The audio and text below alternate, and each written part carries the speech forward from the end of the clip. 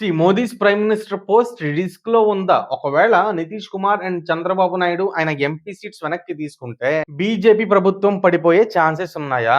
ఈ పాయింట్ మనం బీహార్ ఎలక్షన్స్ గురించి డిస్కస్ చేసుకునేటప్పుడు మెన్షన్ చేశాం. మీకు డౌట్ రావచ్చు, బీజేపీ దగ్గర అరౌండ్ 240 సీట్స్ ఉన్నాయి, కాంగ్రెస్ దగ్గర అరౌండ్ 99 సీట్స్ ఉన్నాయి. ఒకవేళ చంద్రబాబు నాయుడు, నితీష్ కుమార్ వాళ్ళ సీట్స్ వెనక్కి తీసుకుంటే కూడా బీజేపీ గవర్నమెంట్ మహా అయితే ఒక అడుగు పడుతుంది తప్ప కంప్లీట్ గా ప్రభుత్వం కూలిపోయే అవకాశాలు ఉండవు. But BJP government risky position లో ఉందని ఎందుకు డిస్కషన్ వస్తుంది అంటే, if you observe late 90s లో ఇండియాలో సంవత్సరానికి ఒక ప్రైమ్ మినిస్టర్ చేంజ్ అయ్యేవాళ్ళు. ఇటు కాంగ్రెస్ వచ్చేది కాదు, అటు బీజేపీ వచ్చేది కాదు. అటల్ బిహారీ వాజ్పేయి అవ్వచ్చు, హెచ్డి దేవేగౌడ అవ్వచ్చు, ఐకే గుజరాల్ అవ్వచ్చు, వీళ్ళందరూ చాలా limited days prime minister seat లో కూర్చున్నారు. దీనికి రీజన్ సరైన సపోర్ట్ అండ్ పవర్ లేకపోవడం. అయితే బీహార్ ఎలక్షన్ కనుక బీజేపీ ఓడిపోతే ఇండియాలో అప్కమింగ్ ఎలక్షన్స్ కూడా ఇటు కాంగ్రెస్ స్ట్రాంగ్ అవుతుంది, అటు బీజేపీ వీక్ అవుతుంది. కాంగ్రెస్ ఒక లీడ్ తీసుకుంటది. ఫ్యూచర్ లో హంగ్ రావడం వల్ల సంవత్సరానికి ఒక ప్రైమ్ మినిస్టర్ కానీ, లేకపోతే అప్కమింగ్ ఎలక్షన్స్ లో కాంగ్రెస్ పైకి వెళ్ళడం కానీ జరగచ్చు. సో 2025 నుంచి అరౌండ్ 2029 అప్కమింగ్ ఎలక్షన్స్ వరకు